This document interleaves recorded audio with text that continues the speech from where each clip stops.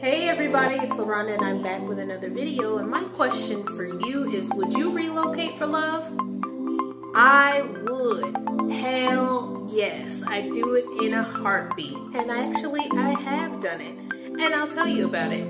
Back in 2006, I went on a vacation with my family to the Dominican Republic, and I had a great time. It was a place that I had never even thought to ever even go. But you know, back then it seemed like a place that was sort of up and coming and everybody was going. And so, you know, the person that I was traveling with, she wanted to go. It was for her birthday, so she gets to obviously choose where we go. So we went to the Dominican Republic, had a wonderful time, hung out, you know, did all these different things. One day, going to breakfast, I went up to one of the counters and this man gave me the most beautiful smile.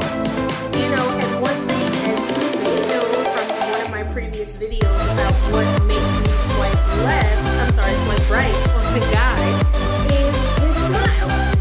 I love a beautiful smile, right? So when he smiled at me, like of course I smiled back, but he was handsome and a beautiful smile, and it just was like the connection was like instant. And so we ended up deciding to meet up later on that day. We met up on the beach, and mind you, at the time, I didn't speak any Spanish, he didn't speak any English, but we made it work. Like, I used my Spanish-English dictionary, and we used a whole lot of hand gestures. We got a whole lot of hand exercise that day, and we made it work the best we could. And we hung out a few times after that day before I left. But before that, we decided that we would exchange numbers. And so we exchanged numbers, and then I left, and we ended up keeping in touch. You know, and so I was like, okay, you know, if he calls me, fine. If he doesn't, fine also.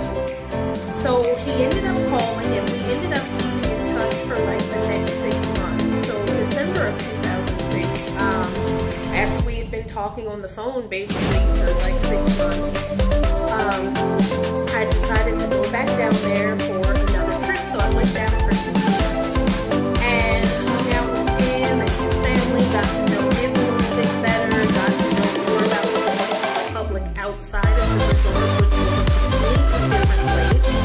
You know, so if you ever are in a country and you're staying in a resort, try to get out. You know, people will tell you this is dangerous outside the resort, blah, blah, blah. But like, the only time I've ever been sick in the Dominican Republic from like stomach issues was when I stayed at the resort. Whenever I was outside of the resort, I never got sick. So that's one thing.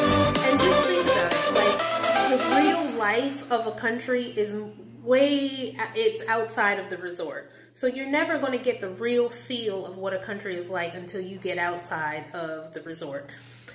So anyway, he took me out, we went dancing, we got a chance to go like across the country to other parts of the country to meet other family members.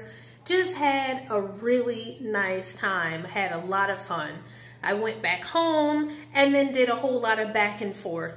So over the next year or so, we kept in touch and everything, and I did a whole lot of back and forth, and then we decided to get married, and I moved down there. And as I moved down there and lived with him and stuff, and I got to know more about the culture and the people and him, and you know, I ended up getting pregnant with my son. And right around, I guess around March of 2007 or so, I decided to go back to Philadelphia, but we still hadn't finished his immigration paperwork and stuff, so he couldn't come back right away. But then once I had my son, he came to the States, and, you know, we lived in the States for a while, and, you know, eventually the relationship didn't work out, and we ended up getting divorced.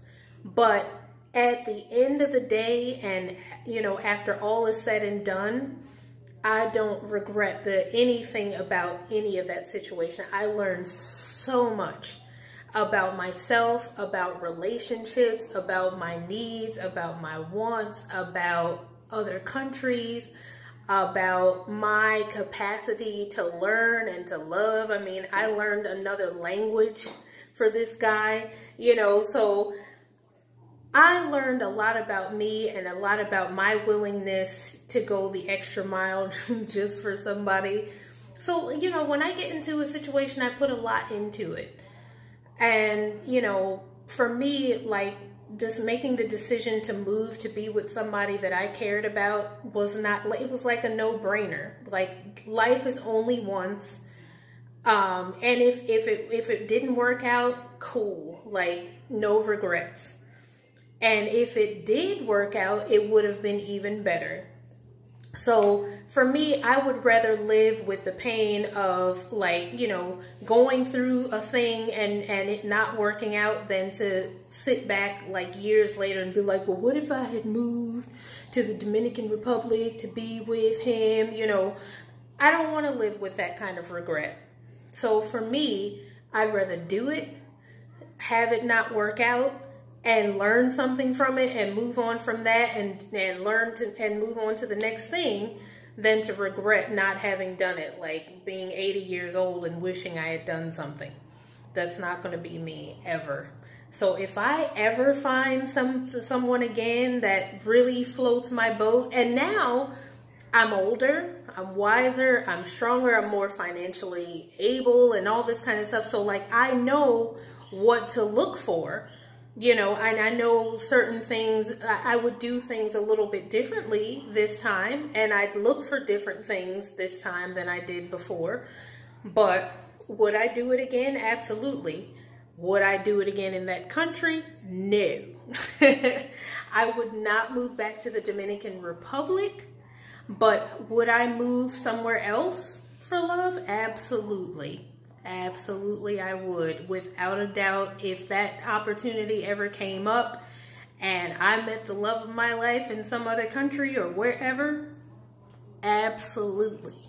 So I hope that this video inspires you, especially my Black women out there, to think about, you know, dating and the opportunities that you may be passing up, like, you know, just because someone's not around the corner from you.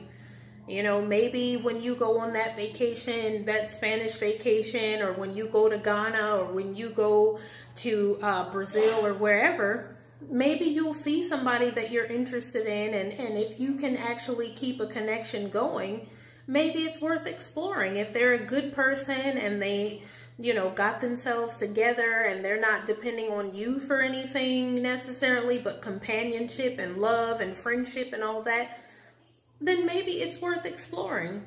So think about that and leave, like I said in my first video, leave no stone unturned. The world is large and there's a lot of wonderful people in it. So go get you one, girl. You know, you never know. Be open. One of these guys out here that I was swiping with in Paris, he said to me, when you're open to life, life opens up to you. And, you know, even though I will probably never speak to that guy ever again, I loved what he said. And I think it's one of the most brilliant things that any of these dudes on Tinder has ever said to me.